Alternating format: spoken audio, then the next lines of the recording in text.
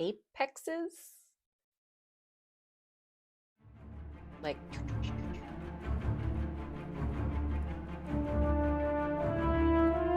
hello, knitting friends, welcome or welcome back to the channel. I am your host, Kristen, and today I have a fun and kind of silly little video for you. I'm going to be tier ranking the stitch patterns. So if you are familiar with the youths, tier ranking things is all the rage. And I thought it would be fun to take a look at some of the kind of classic stitch patterns, stockinette and garter stitch and ribbing, and rank them just, for fun. So I don't know how it's going to work out. I've got a little system set up, but I haven't really I probably should have done like a sample to see if it would work, but I didn't. So who knows what's going to happen, but it's going to be fun. So I'm going to be recording my screen so you can see all the tier ranking action live. And so I'm going to be giving each stitch pattern kind of 2 scores, and then I'm going to average them. So the first score is basically based on how it looks, maybe a little bit how useful it is.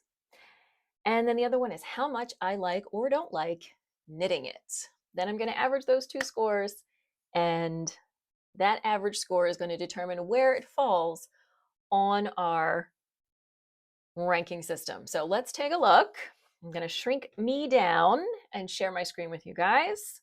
All right, so here is our tier ranking list. And as you can see, we have a score from 5 balls of yarn down to 1 ball of yarn. And down here are all of the stitch patterns that we are going to be ranking. So I've got a little photo for each. I'll try to put a bigger version of that photo up on the screen, just in case you're not sure what some of these are. Tier ranking, 20 classic knitting stitch patterns. Here we go. Let's start off with the most obvious one, stockinette.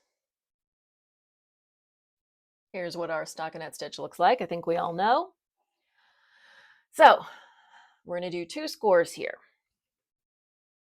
Appearance, love it. Great, basic, all around, fits with everything. Stitch pattern, very versatile. Put it in everything. Looks great in pretty much any yarn. 5 for appearance. How much I like knitting it. Can get a little boring. It is fast if you're knitting it in the round. If you're knitting it flat, not so much. So given that there's, maybe some boredom and knitting it flat is not all that great, I'm going to give it a 3. So 5 plus 3, 8 divided by 2, that gives us a score of 4 for stockinette stitch. So we're going to go over here to our tier ranking and find our stockinette stitch, and it's going to go in our second tier, 4 to 4.5 balls of yarn. Not bad. Now, let's talk about stockinette's evil cousin, reverse stockinette. Let's talk about its appearance. It's fine. It's a great kind of filler stitch, especially if you're knitting cables, fits in between. It can kind of do this fun thing if you're doing reverse stockinette stripes, where when you are doing the stripes, when you switch colors on the first row, a little bit of the previous color will pop through in like a little kind of the back side of the stitch. I think that looks cute. Some people don't like it. So it's fine. I'll give it a 3 for appearance. Now, knitting it, purling, is not most people's favorite. Unlike stockinette, where at least in the round, every round is knit, and flat, you're knitting and purling. Reverse stockinette, flat, you're knitting and purling the same, but in the round, you're always purling. So that's, so then I'm going to give that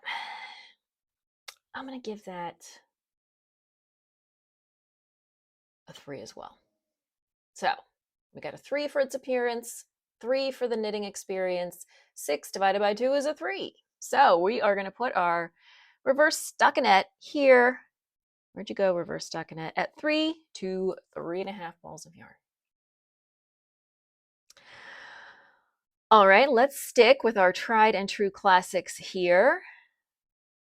Now should I delete these as I go so I remember? No, it's fine. It's fine. I don't need to do that. A nice ribbing. So we're going to talk about two different ribbings. We're going to talk about 2x2 and 1x1. So 2x2 rib classic stitch. Generally speaking, looks fine. I find it is not as elastic as a 1x1 rib. So personally, I tend to change out a lot of 2x2 ribs for 1x1, just because I generally prefer the appearance, and particularly for socks, things that need to be very elastic, I want the 1x1 rib to give me more elasticity. You also cannot easily do a tubular bind off with a 2x2 rib. And the tubular bind off, Italian bind off, they do really look very nice. I really like them for a neat finish. And yeah, you can't fit that in there as easily with the 2x2 rib. You can do it. It requires a lot of kind of futzing. I don't love that. So I'm gonna give our 2x2 rib another 3 for the appearance slash versatility. I do think it looks nice, but the fact that you can't do that neater, nicer looking bind off, I'm dock it a point for that. So it's a 3 for our appearance. How much I like knitting it, you know, I don't love it. I don't hate it. It's there. I don't have any strong feelings about knitting 2x2 ribbing. So I'm gonna give it a 3. So there we go. Another 3 average, which is going to put our 2x2 rib in. Where are you, buddy? Here you are. Our mid-level tier. Now let's talk about 1x1 rib. Obviously, spoiler alert, kind of gave it away a little bit. I do prefer a 1x1 rib in general. I like the look better than a 2x2, not tremendously, but I do think it's more elastic, and you can do that Italian tubular bind off, or your preferred method for doing a nice looking bind off. Or same as with the cast on, you can do a tubular cast on, or with the 1x1 rib, you can do the alternating cable cast on, which looks very similar but is much easier than the tubular cast on. So this one, I will say I tend to, when doing the 1x1 rib in the round, I tend to prefer my wrong side to my right side, but it's pretty easy to, in many cases, to flip your wrong side to the right side, depending on what kind of project you're working on. I do have a video on that, a little quick tutorial. So this one for appearance, I'm going to give it a 4. Good, solid appearance, good elasticity, and you can get that nice, neat bind off. In terms of how much I like knitting it, I don't love it. I don't feel really one way or the other. Again, it's, sometimes you got to knit some ribbing. It's not the most exciting to knit. You get into a pretty good rhythm. It's fine. It's, it is what it is. So I'm going to give it a 3. So 4 plus 3, that gives us a 7. That gives us a 3.5. So we are still with our 1x1 ribbing in our mid tier. Is this the 1x1 ribbing?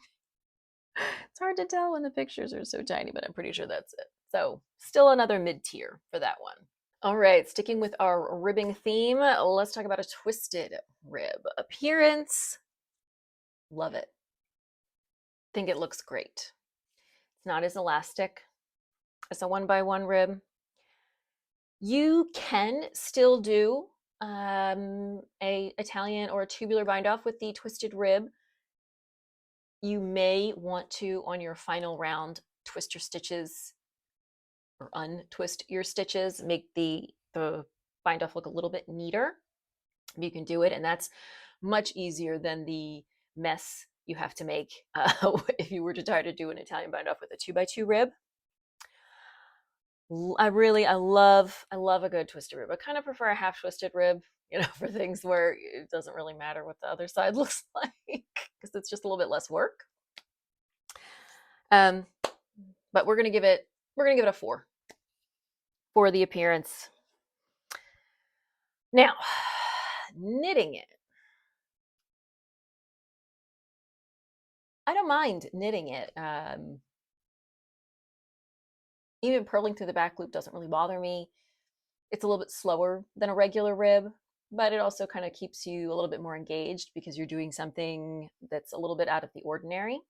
I might actually enjoy knitting it a little bit more than a regular one by one rib. Again, just because it kind of keeps me a little bit more engaged. So I'm going to give it a 4 for that as well, and that's going to give us an average score of 4. So this twisted rib is going to go in our B level tier here, 4 to 4.5 balls of yarn. Come here, you. All right. Sticking with our more traditional basic stitches, garter stitch. In terms of the way it looks, it's just not as versatile as a stockinette stitch. I don't think it looks bad, but it is a bulkier stitch, a squishier stitch. It doesn't have very much elasticity. It does tend to grow lengthwise, but not widthwise. But I do think it has some really nice applications. It's a great beginner stitch, and you're just knitting, knitting, knitting every row. Of course, if you're working flat, you are alternating knits and purls. So again, the opposite of a stockinette stitch. But especially as a beginner, I think this is a great stitch. It still looks like a nice garter stitch, really squishy garter stitch scarf is a nice choice. My sister has knit many a one because she doesn't want to learn how to purl. So overall, solid appearance, not as versatile, but it has a good solid appearance. I'm going to give it a 4. How much I like knitting it. It gets a little boring. It's great if you need something mindless, but it is not very engaging. And if I'm doing it in the round and I've got a purl, then I just get annoyed.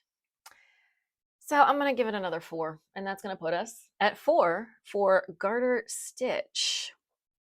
So right up there with the stockinette in our B level tier. Then we're going to do 2 more of the kind of most basic stitches before we get into some of the more exciting ones. So we're going to talk about moss stitch and seed stitch, which I never remember which is which. And I also think that people call them different. Like, I feel like there's like moss stitch and double moss stitch and seed stitch, and maybe not everybody calls them the same thing. I don't know. Anyway, it's not important. I can never remember which is which, but I wrote it down this time. So let's start with moss stitch. So moss stitch is alternating between knits and purls, but you do 2 rows. So on the right side, you will knit, purl, knit, purl, knit, purl. On the wrong side, you will knit all the stitches as they appear. So the knits you knit, purls you purls, and then on the next right side, you purl, knit, purl, knit, purl, knit. I think it's a nice versatile stitch. I have been working on several projects that have moss stitch recently. I don't know why that happened, because before that, I really hadn't been knitting a whole lot of moss stitch for the last, 10 years. I think it's a versatile stitch. It looks nice. However, if you screw it up, if you miss one, it's not super because the thing is that if you're off, so let's say you knit, purl, knit, purl, knit, purl on your first right side, on your second right side you forget to switch and you knit, purl, knit, purl, knit, purl again, your whole row is off. So that and it stands out very clearly if you mess it up. So there is that. It's very obvious about mistakes. Overall, though, I like it. I'm going to give it a 4 for how it looks. It's a nice filler stitch. It's nothing super fancy. even though mistakes are pretty obvious, they also can usually jump out at you pretty quickly, so you can get back and fix it. So yeah, I'm gonna give it a 4 for the look. How much I enjoy knitting it? Maybe this is just because I've been doing so much of it lately. It was the Gwynver sweater and also the Ron whatever vest. Both have quite a bit of moss stitch. It's not my favorite. I don't know. I always feel like I'm gonna mess it up, and yeah, I'm gonna give it a 2. I don't love knitting it. Again, that may be being colored by how much I've been doing it lately, but it is what it is. So we get a 4 plus a 2. That's going to give us an average of 3.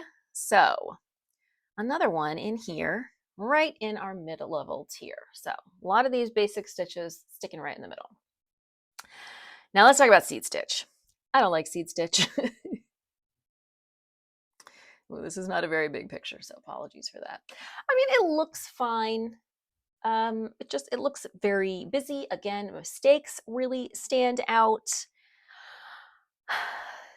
If you need kind of a filler stitch or a textured stitch, I think, I personally prefer moss stitch over the seed stitch.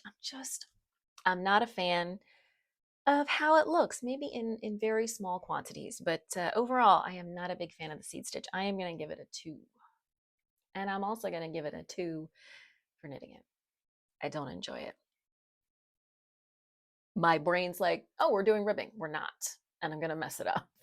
So this one, I think, is our first 2. Average. Seed stitch, I am not a fan of you, seed stitch. So you're going here in our D level tier. You're our first one. That might be the lowest we get. We shall see. But seed stitch, not high on my tier ranking list. Let's get into some of the more interesting stitches now. Let's start with half fisherman's rib. I love half fisherman's rib. I just think it looks great, and I know a lot of people prefer the side that looks more like brioche. It has that sharper, crisper look, but I really like the side that looks these little fat squatty stitches. I don't know. I really like them. They look a little bit rustic. They're extra squishy and cozy. I'm just a big fan of half fisherman's rib, the way it looks. It is, despite the fact that it is called ribbing, it is not, it will stretch, but it will not pull back in. So this is not a ribbing that you're using for its elasticity. Generally speaking, you're not going to make a pair of socks with a half fisherman's rib cuff. It is definitely a decorative ribbing, but I am a big fan of it. I really like it. So I'm giving it a 5 for appearance. Knitting it. There are 2 different ways that you can knit the half fisherman's rib. So you can either do it sort of in the brioche way, where you're slipping with a yarn over on one row, and then on the next row you are knitting it together with its yarn over. You can also knit into the row below. Of these 2, I prefer sort of the brioche technique rather than knitting and working into the row below. But either way is really fine for me. Neither one particularly bothers me. I will say, with the brioche technique, if you forget a yarn over, that can give some people pause. Usually it's just hiding on the wrong side of your work if you missed it. Yeah, I enjoy knitting half fisherman's rib. I will say, after just recently I finished my Cozy Cottage Cardi, which has a lot of half fisherman's rib, but also short rows in the half fisherman's rib. I did not enjoy that. But knitting it itself, it's fine. It's you can get into a rhythm, and it's really no different. I like knitting. I'm gonna give it a 5. So this is gonna be a 5. So for looks and knitting, and that gives us an average 5. This is going up in our top tier 5 balls of yarn. I just love a good half fisherman's rib. So that one is our first 5. Sticking with sort of in the same vein, let's hop over to a basic brioche stitch. So by this, I mean a one color brioche. So unlike the half fisherman's rib, which has basically 2 different surfaces, one surface has a surface that looks like this brioche and the other one has the little um, fat stitches. This looks like the nice crisp stitches on both sides. I do like the look of it. It does tend to stretch a lot. I don't find it as versatile as the half fisherman's rib or the 2-color brioche, which we'll talk about next. It still looks nice, but I don't love it as much as the very nice versatile half fisherman's rib, where you can have either face showing out. And it's a lot of extra futzing, for, I guess, something that doesn't look dramatically different than, I mean, like when you, as knitters, we can look at it and be like, that's brioche, and we know that it's different, it's squishier. But, sort of seen from a distance, the difference with a one color brioche is not as distinct. So it's good. I like it. I'm going to give it a 4. And as for the knitting,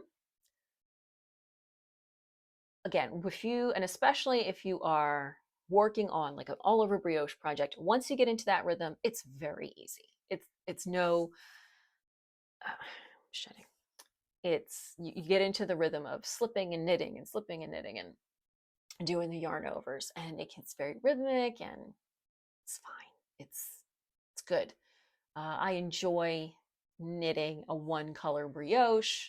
It's almost a little meditative. I'm a fan of knitting it, so I'm gonna give it a 5 for the knitting, and that's gonna give us a 4.5 average. So I believe our brioche comes in here. Is the brioche? Yes, at our second level. Now, 2-color brioche. Love it. Looks beautiful. You can do so much stunning stuff with the 2-color brioche.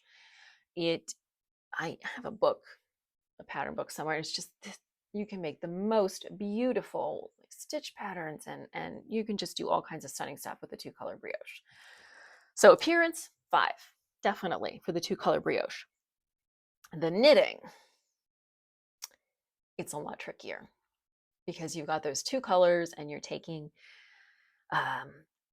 2 passes and 2 passes for each color. So it can be slow, and there's a fair bit of room for mistakes. And if you miss a yarn over or something, it's very, very obvious. It really stands out. And I'm not great at fixing my brioche, so I find that very frustrating. So in terms of knitting a 2-color brioche, I'm going to give that a 3. So we got a 5 and a 3. That's an 8, which means a 4. So again, we're going to fall right in our second level here. That is just over half of our 20 classic knitting stitch patterns. I do want to take a break and remind you to definitely leave a comment about where these stitches fall for you, what your reaction is, whether you agree or disagree. Would love to hear your responses to this in the comments. Let's stick with some color and talk about 2 different styles of color knitting. Start with mosaic. I'm not a big fan of mosaic. Now, mosaic can really, you can get a lot of different looks from mosaic knitting. So I'm just, sharing a photo here of what is maybe a more traditional kind of mosaic pattern, which is very geometric, and I am not into super geometric shapes in my knitting, so that may be part of it. People are always doing new things with mosaic knitting, especially. So, Amy, is it Amy Christophers, who does all of the pressed flowers? Some of those look great. And in general, however, I find mosaic very kind of blocky, very geometric, and just not my style. So in terms of appearance overall for the mosaic, I'm going to give it a 3. And in terms of the knitting, I'm going to give it a 2. It is, I don't do a lot of mosaic knitting, and I just find it a little fussy, and a little fussy for ultimately patterns, appearances that that just generally speaking aren't my vibe. So again, this is all my opinion. There is no uh, objective tier ranking of the stitch patterns. But in general, while I am interested in trying some of those pressed flowers patterns, in general, mosaic knitting is really not for me. I don't enjoy the process, and I don't enjoy a lot of the results either. So a 3 and a 2, that gives us a 2.5 average for mosaic. Pretty low on the list for me. On the other hand, Fair Isle. Now, Fair Isle can mean a lot of different things. It's a lot of people use Fair Isle when they're talking about any kind of stranded knitting. So for our purposes today, what I mean is what you can see on the screen, this very traditional looking Fair Isle. And I absolutely love this. Love it. I don't know that I would necessarily wear a lot of it. I don't know if it like fits in my wardrobe. Um, but I love the overall look of it. One of these days, I'm going to finish that Paul McCartney sweater. It's a whole story. But I absolutely love the look of it. It's beautiful. So in terms of appearance, beauteousness, 5, definitely. Now, knitting it. I don't mind stranded color work. It's not my favorite. Assuming we're talking about traditional Fair Isle technique, which is always in the round, it's generally speaking not like my first choice for projects, but I don't mind it. And again, once you get into a rhythm, I tend to find that Fair Isle knits up much more quickly than I think it's going to, because it looks so complicated, but you're really just doing one row at a time. I have a technique for for carrying my 2 yarns in one hand that works for me, generally speaking. So I don't mind it. Again, assuming we're doing traditional Fair Isle and working in the round. I will not do stranded color work where I have to purl before I have to work flat. Of course, if we're always working around, that means it does come with steeking. Again, that I haven't done a ton of steeking, but especially now that I have over here, there, my sewing machine that I generally speaking know how to use, steeks don't really scare or bother me. So I'm going to give it a 4 for the actual knitting. And that's going to give us a 4.5 average for Fair Isle. So beautiful. Up here you go. Now, another color technique that unfortunately has an awful name is lice stitch. It's a terrible name for a beautiful stitch pattern. So in terms of appearance, I love this. I love polka dot in general. Small polka dots. I do not like large polka dots. And I find a lot of times now when I'm shopping for fabric, stores will say, oh, this is a polka dot fabric. And it's not. It's a dot fabric, but polka dots are very structured. There's not just like a spray of dots all over the place. There's like a distinct spacing for the dots. So lice stitch is right in that same vein. It looks like little polka dots. I love it. I think it looks great. In terms of knitting it, it is essentially, a stranded color work pattern. It's fine. It's, you're going to get into your rhythm. You're only using 2 colors per row. You will have some plain rows in between where there's no color work.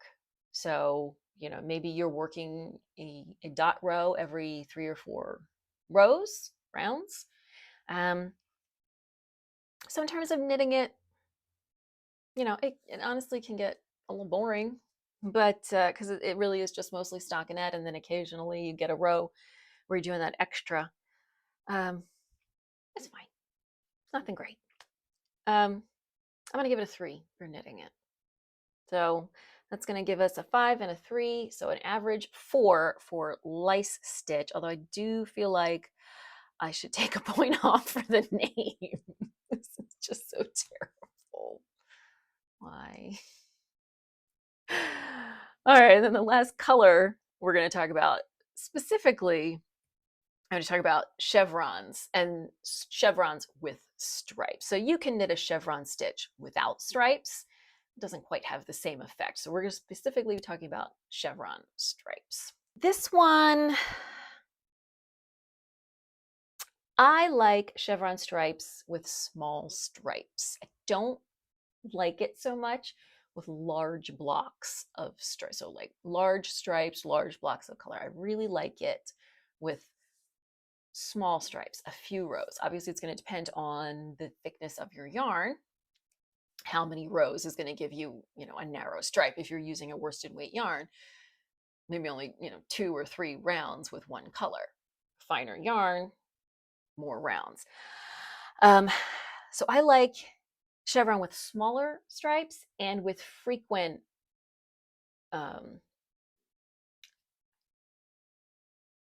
apexes,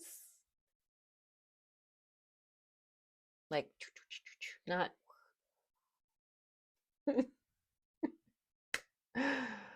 Oh dear. And this is just in general when I'm talking about like fabric or the clothes that I buy or anything. I tend to like smaller patterns rather than larger, bolder patterns. I like smaller and more kind of like minutely detailed patterns. So chevrons, I'm gonna give it a 3 just because, again, it's so variable. So if it's a small stripe, frequent repeat chevron, I would like that more. I would probably rank that a 5. If it's bold color block stripes with infrequent pattern repeats, that's going to be down at like a 1. So we're going to give it a 3 overall for appearance. In terms of knitting it, it is easy to memorize. I like it more. So the chevron is basically created by pairing a centered double decrease, so a 2-stitch decrease with increases on either side. I like it more when the increases are a yarn over rather than a lifted increase or a make one left or whatever. I find it just more enjoyable to knit. But it's a very easy to memorize pattern, and it's easy to see where you need to do, like, you understand that all of those double decreases need to be stacked on top of each other, so you can see, even if you lose count, where that has to happen. So I'm going to give it a 4 for knitting it. It's, again, easy to memorize, can really make your project more engaging, but hard to mess up, and it's basically stockinette with just a couple of increases and decreases. So we get a 3 and a 4, that's a 7. So that gives us a 3.5 for the chevron. Just ironic because I'm about to start a chevron project. But I'll be making it with my small stripes, and that'll be more in my vibe. All right, so that's the chevron. And sort of related to that, there are so many lace stitches. I can't, if I just say lace, that's too vague. And I can't list, all the different lace stitches there. So I'm going to talk about just a really basic common lace stitch pattern, which is the feather and fan. So feather and fan is, again, pairing increases and decreases so that your fabric, kind of creates a wave. So as opposed to the chevrons, which are more of a zigzag, this is more of a gentle wave. And like the chevron, you can make this wider or narrower, so more frequent waves, less frequent waves. It generally involves yarn over eyelet increases, it's creating that lace, and a little bit of garter stitch, which is giving it a little bit of texture.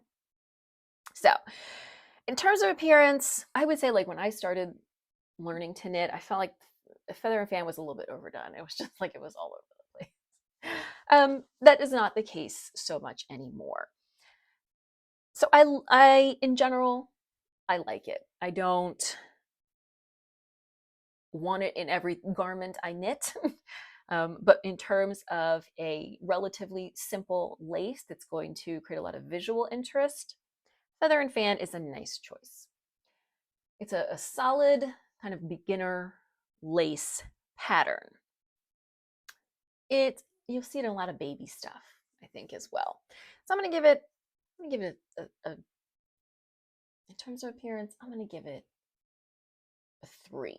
I do think it is a little bit more associated with like babies and kids stuff. Um, I'm gonna give it a 3.5. That's what I'm gonna give it. 3.5. That's my first half. Then I may be causing some math problems for myself down the road. I'm gonna give it a 3.5 for how it looks. Now, in terms of knitting it, personally, I don't find it very easy to memorize.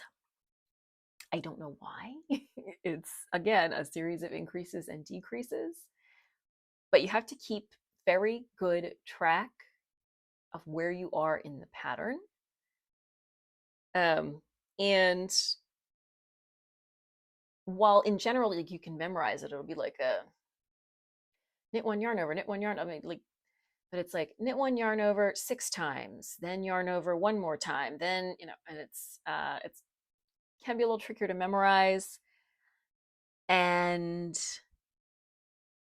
trickier to fix mistakes. They'll be very obvious, but it's where they are, but it's not so obvious how to undo them and fix them. So in terms of knitting the feather fan, I'm gonna give it a 2.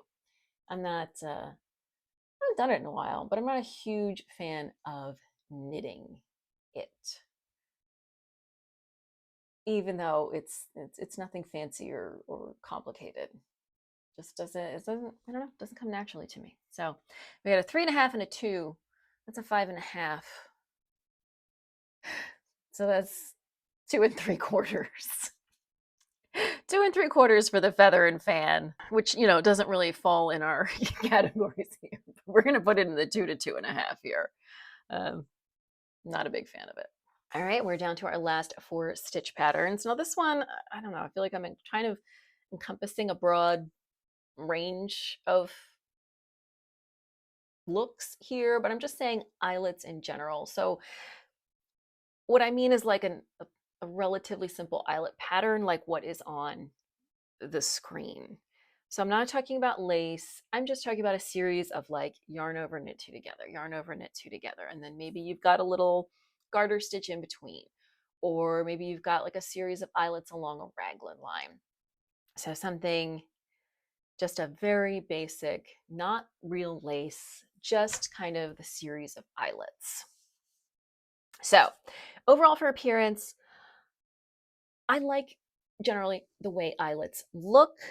I like them especially for, kind of summer, warm weather garments, giving garments a little bit more breathability. I do like the look of them along a raglan line. I just think eyelets are a nice way to give a relatively straightforward project just a little something extra. So I am a fan in general of how eyelets look. Things tend to get stuck in them though, which is not great in terms of practicality. Kind of hit or miss, but in terms of just how they look in general, I like a nice bit of eyelets just to liven up an otherwise straightforward pattern. So they're nothing fancy, but I'm gonna give them a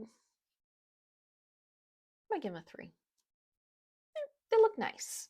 You do have to take extra care when blocking to make sure that things look nice and even if you've got a lot of eyelets, because they can tend to take on their own dimensions and then you want to get them nice and even. So I'm gonna give them a 3. In terms of knitting eyelets, generally fine. Very obvious when you miss one. Not that easy to fix in retrospect because the extra yarn, like you can, if you miss an eyelet, you can pick up the running strand on the next row or 2 rows, to fix it. But because that extra length of yarn isn't in there, your eyelet is not going to come out the same size as it would had you not missed it. It's a little tricky to fix if you mess them up, but overall, like the actual knitting of them is very simple. I'm going to give that a 4. So we got 3 and 4. We got another 3.5 for eyelets. Where are you, eyelets? There we go. All right, 3 left. Next up, we got another one that I don't think this one's gonna fare well, and that is baubles. I do like a small bauble. I don't like large baubles like the ones in this picture. I hate these. I don't like the way this looks at all. It just looks very very like novelty to me. I don't know. I'm not so this whole thing I don't like at all. A small, delicate bauble used occasionally I like, but this is a bit much. So overall, I'm going to give the bauble, I don't know, I'm going to give it a 2, just because I like baubles in very limited circumstances. And overall, if somebody were to say, do you like baubles? I'd be like, no. So I'm going to give them a 2. Knitting them, I'm going to give it a 1. I hate knitting baubles. They never look right. Like, even as I said, if I've got like a delicate little bauble that's supposed to be so cute, it's always popping to the wrong side of the fabric. There are always like gaps around it. I have tried all of the YouTube tricks. They always look like garbage. I don't know what I'm doing wrong, but I cannot knit baubles nicely to save my life. So baubles are a big thumbs down for me. And what did I say? I said a 2 and a 1. So we got a 1.5 for the bauble. It is not, it's our lowest one here. Just, baubles are a no. They're a no-go for me. All right, we're down to last 2. So the next one we're going to talk about, I'm saving the best for last. The next one we're going to talk about is the Latvian braid. So it's sometimes called a Latvian braid, a Vickel braid, a horizontal braid. And as you can see in this photo, although I will say this, in this photo, I have held 2 strands of yarn together to create a bulkier braid, but it's essentially a braid moving horizontally across your work. In terms of how they look, I want to love them, and I've used them in many designs, but row after your Latvian braid almost always looks sloppy. The stitches are loose. In this particular photo, you can see that some of the stitches above the braid are loose, but also I have gone in manually with a needle to pull the braid out more to tighten up that row of stitches that is above it. It's just, and I've tried all the tricks. It always seems to be loose. It's very hard to get it to look neat. So in terms of like the Latvian braid in general, how it looks, I would give it a 5, but that sloppy row, I'm going to knock a point off and give it a 4. Now, in terms of knitting it, love it, no problem.